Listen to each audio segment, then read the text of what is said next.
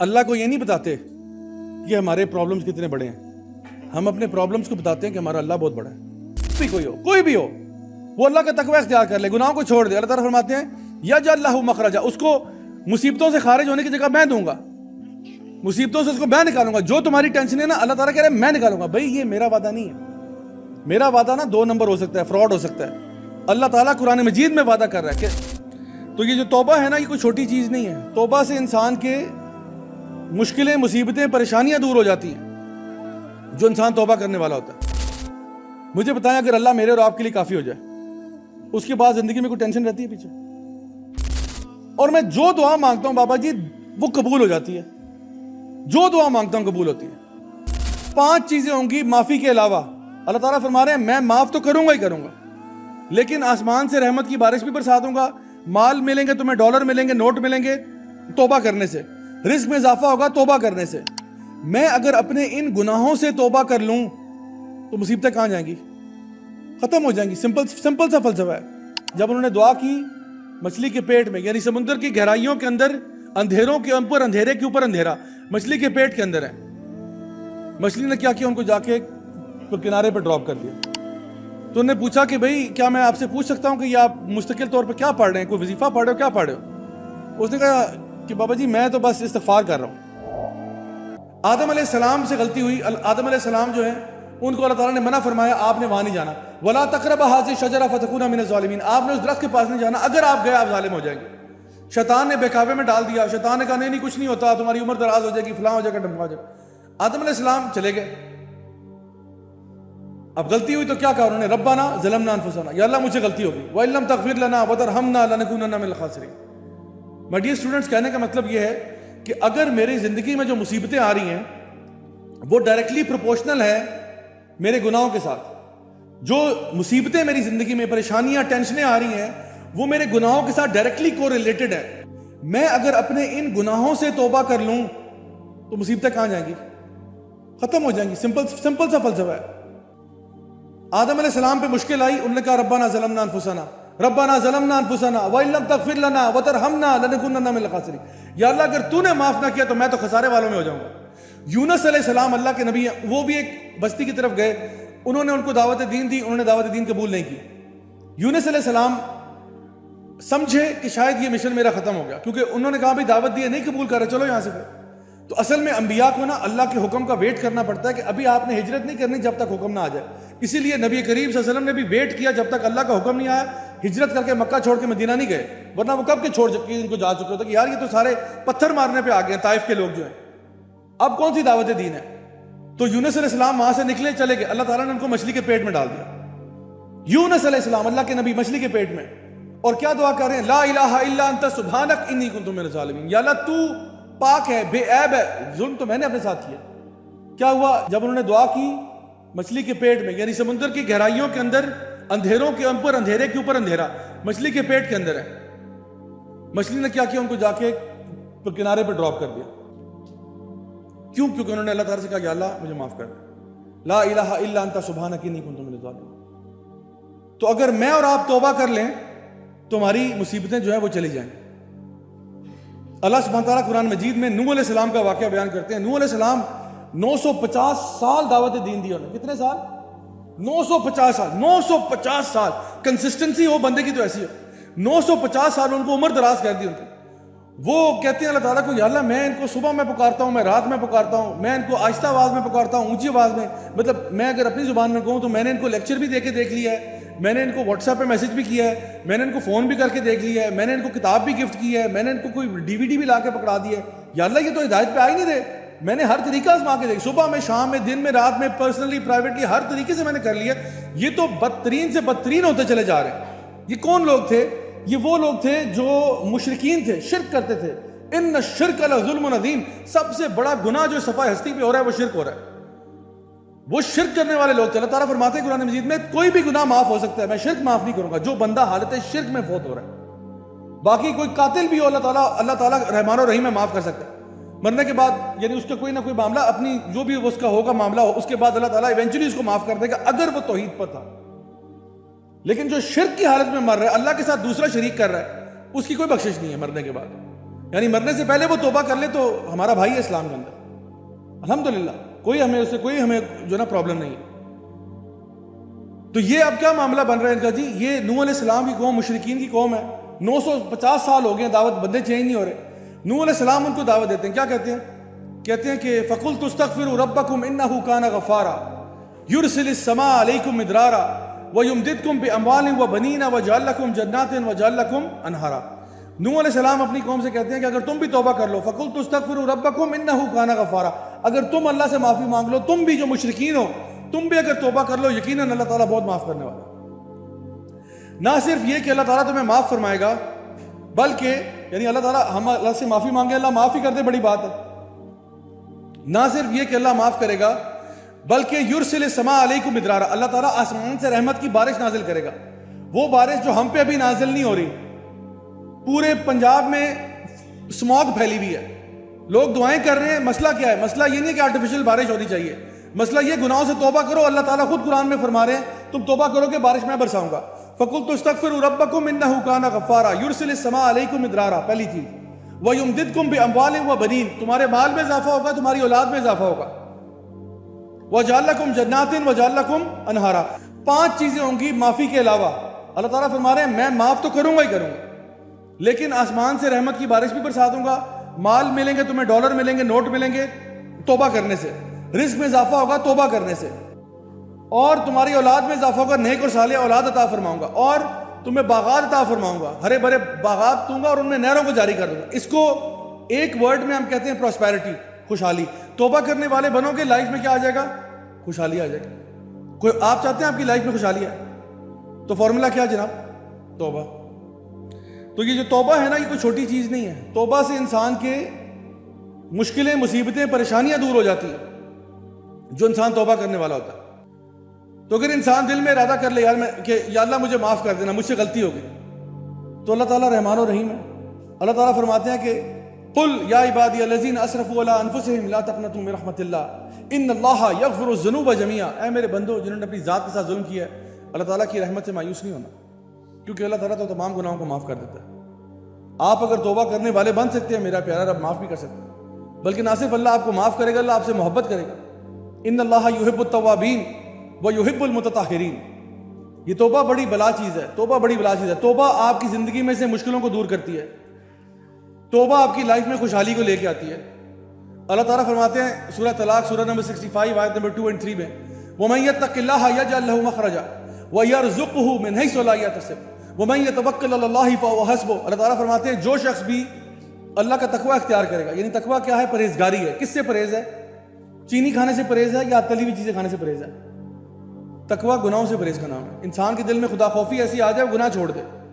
اللہ تعالیٰ فرما رہے ہیں وَمَن يَتَّقِ اللَّهَ، جو بھی کوئی ہو، کوئی بھی ہو، وہ اللہ کا تقوی اختیار کر لے، گناہوں کو چھوڑ دے۔ اللہ تعالیٰ فرماتے ہیں یجعل لہ مخرجا، اس کو مصیبتوں سے خارج ہونے کی جگہ میں دوں گا، مصیبتوں سے اس کو میں نکالوں گا۔ جو تمہاری ٹینشن ہے نا، اللہ تعالیٰ کہہ رہے ہیں میں نکالوں گا۔ بھائی یہ میرا وعدہ نہیں ہے، میرا وعدہ نا 2 نمبر ہو سکتا ہے، فراڈ ہو سکتا ہے۔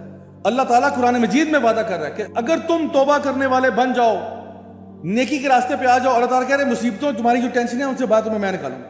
اللہ گارنٹی دے رہا ہے، اللہ کی بات پہ کوئی شک ہے؟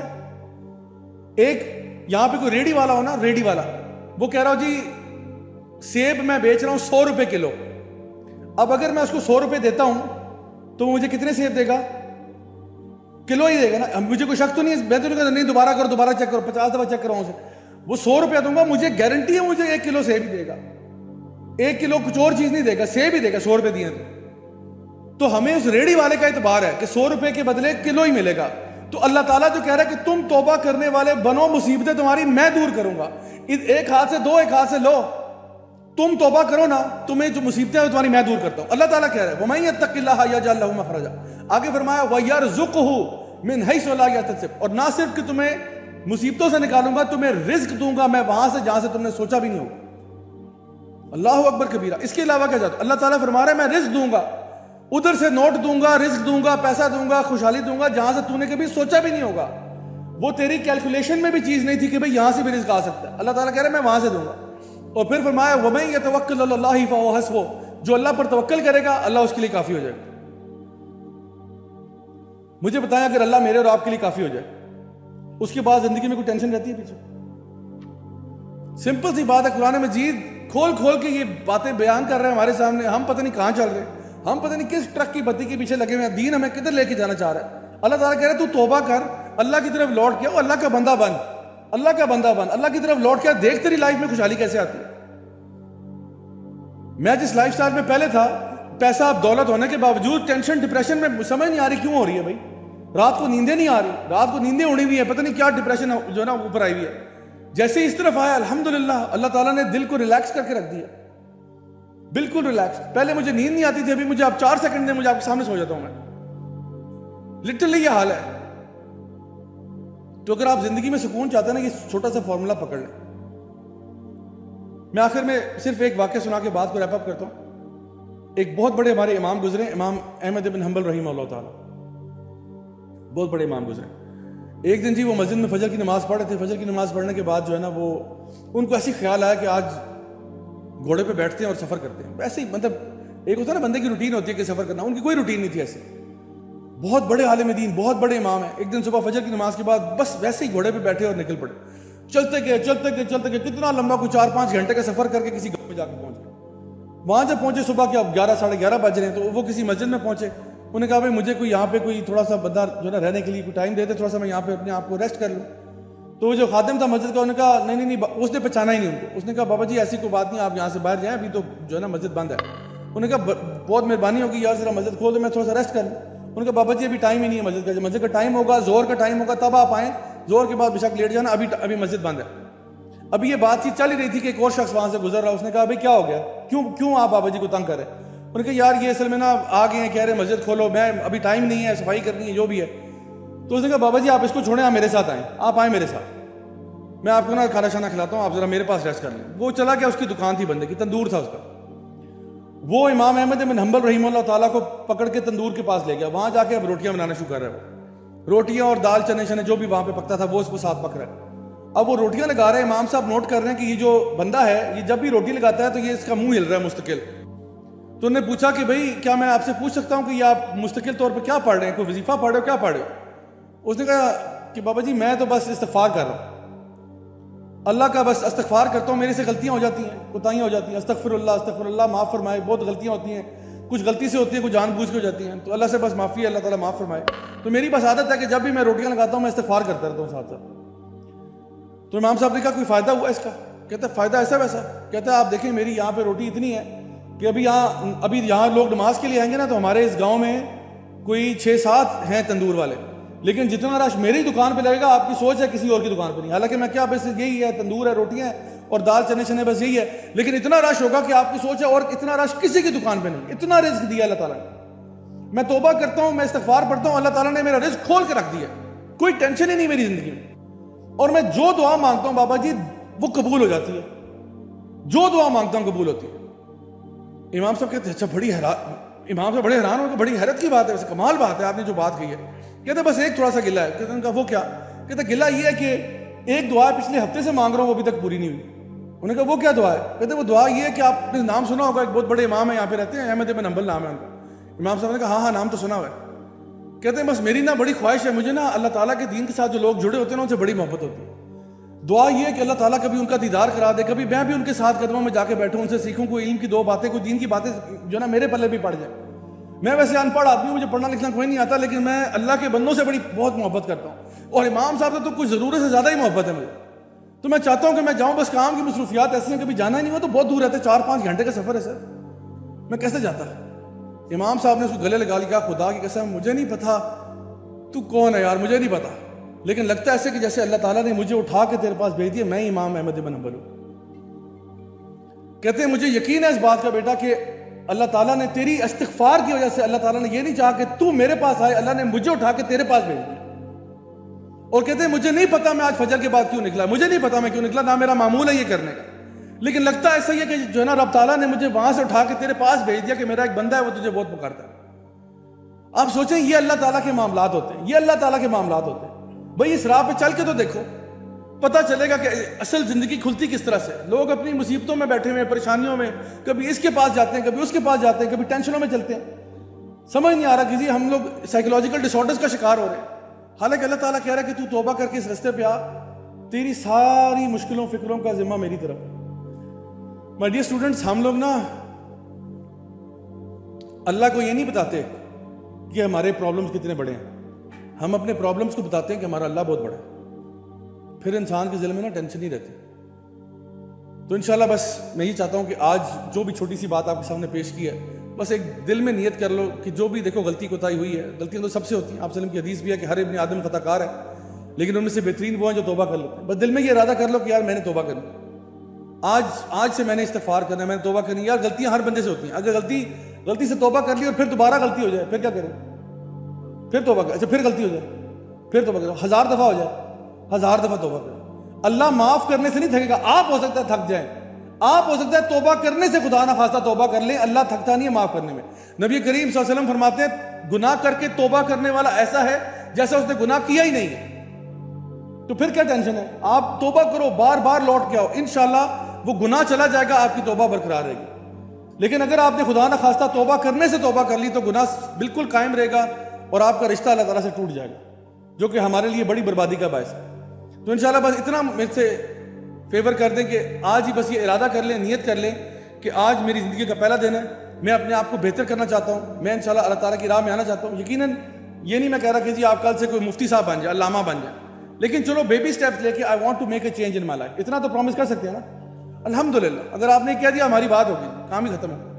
اللہ تعالیٰ ہم سب سے قبول فرمائے ہمارا یہاں پہ آنا. میں دعا کرتا ہوں کہ اللہ تعالیٰ ہمارا جو بھی ٹائم ہم نے یہاں آج گزارا ہے, اللہ تعالیٰ ہمیں ہمارے حسنات میں اس کو شامل کرے قیامت والے دن, اور اللہ تعالیٰ ہماری غلطیاں کوتاہیاں گناہوں سب کو معاف فرمائے. اللہ تعالیٰ ہم سب سے راضی ہو جائے. جو بھی ہم میں سے پریشان حال ہیں, اللہ تعالیٰ ان سب کی پریشانیاں مشکلیں مصیبتیں دور فرمائے. جو بھی ہم میں سے بیمار ہیں, جن کے گھر والے بیمار ہیں, فیملی ممبرس فرینڈس بیمار ہیں, ان سب کے لیے دعا اللہ تعالیٰ ان سب کو شفا کامل عاجلہ نصیب فرمائے. اللہ تعالیٰ ہم سب سے راضی ہو, ہمیں دنیا میں بھی خیر عطا فرمائے اور آخرت میں جنت الفردوس میں اعلیٰ مقام نصیب فرمائے. ربنا تقبل منا انك انت السميع العليم وتب علينا انك انت التواب الرحيم وصلى الله تعالى على خير خلقه محمد وعلى اله وصحبه اجمعين برحمتك يا ارحم الراحمين. جزاكم الله خيرا والسلام عليكم ورحمة الله وبركاته. بہت بہت شکریہ.